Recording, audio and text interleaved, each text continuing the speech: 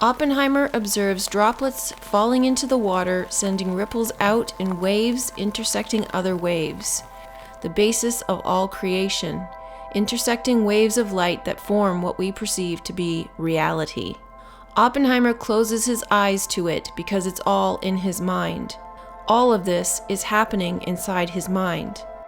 This video is made possible thanks to the support of TrueLove members. If you'd like to become a member and access the full video for the Oppenheimer Decode, go to truelove.com/membership and become a devoted or committed member. He was troubled by visions of the universe. These are his irrepressible thoughts of death that Barbie suffered from. He's been called by his higher self. He is snubbed by his professor, which causes him to lay out a poisoned apple in a regretfully impulsive move he later retracts. But it shows his dark side. When Oppenheimer goes to retrieve the apple, he finds his idol, Niels Bohr. Bohr tells Oppenheimer he can lift the stone without being ready for the snake that's revealed. As with Barbie, we are in the Garden of Eden, being invited to know the truth. When Oppenheimer sees that Bohr is about to eat the apple, he snatches it from him and says, "Wormhole." The wormhole is the tunnel through which we travel to connect to the higher self through meditation.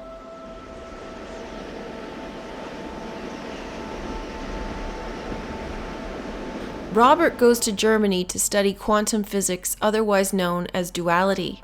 There are two pillars on the church before a piazza of the keyhole to signify the new world, the one in which we live, the world of duality. As Oppenheimer explores this new reality, he is deconstructing reality through the split mind represented by the cubist artwork of Picasso. Strauss is Oppenheimer's split mind, his ego. This is a hearing in the Senate to confirm Strauss's placement in the cabinet. Happening concurrently is another hearing in 1954 to judge whether or not Oppenheimer receives his security clearance. This is a trial by fire or baptism by fire. Oppenheimer is facing his dark side in the form of Strauss. All the things Strauss says of Oppenheimer is what Oppenheimer himself is thinking about himself. And in order for Robert to alchemize his divided mind, he must go through the fire.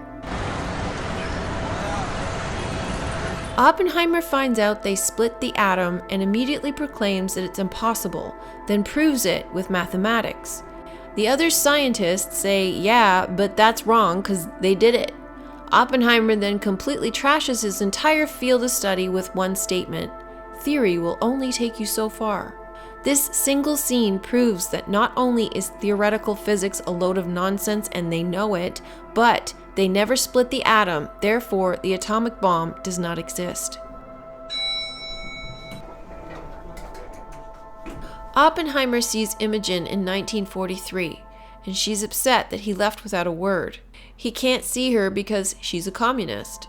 You could interpret this that he left her in the red sky world, and he's in the blue sky world, which is why he can't see her because they're literally worlds away, and her being communist is a reference to the east or the red. That was the last time he saw her. Shortly after, we find out that she killed herself in the bathtub after taking some pills. Drugs are alchemy, and drowning in the water signifies she went into the Absu, the other world. Bohr visits Oppenheimer to tell him he may not realize what he's building here, and the world is not prepared. This isn't a new weapon, it's a new world. You're an American Prometheus, the man who gave them the power to destroy themselves, and they'll respect you for that, and then your work really begins. This is really about the weapon, or the tool, that Enki gave mankind to exit out of this world, the fire within. We were granted the power within to access the world on the other side, the world that is unseen. The atomic explosion in the head grants you access to a new world. If you can see this as a discussion between Enki and his father Anu at the start of creation, you are seeing the purified version of the story. The explosion is like the sun. It billows up into the sky in a mushroom cloud of fire. This is the keyhole. Oppenheimer says in a very melodramatic moment, "And now I am the condemned, destroyer of worlds." So, please hold for hazard. The bomb dropped successfully on Hiroshima and Nagasaki by President Truman. It was dropped on August 6, 1945, and August 6th is a day before the fires started in Kula in Maui, which was in the heart of Maui. Hiroshima represents the heart of gold one receives when you blend the duality. The second bomb was dropped on Nagasaki. Naga is the serpent, and Saki means blossom, the blossoming serpent. So the 2 days the bombs were dropped were 6 and 9, symbolic of the yin-yang balance of duality, and the 3 days in between represent the 3 days that Jesus was in the tomb before resurrecting. At the end, the conversation between Einstein and Oppenheimer is revealed. The talk that started the film, the talk that triggered Strauss's vendetta against him. Oppenheimer says, "When I came to you with those calculations, we thought we might start a chain reaction that would destroy the entire world. And while looking at droplets of water creating rings of waves, the creation-destruction cycle of new worlds," he says, "I believe we did." This is an excerpt from the full-length video, Oppenheimer Decoded. If you'd like to see the entire 40-minute video, go to TrueLove.com/membership and become a committed or devoted member. Thanks for watching.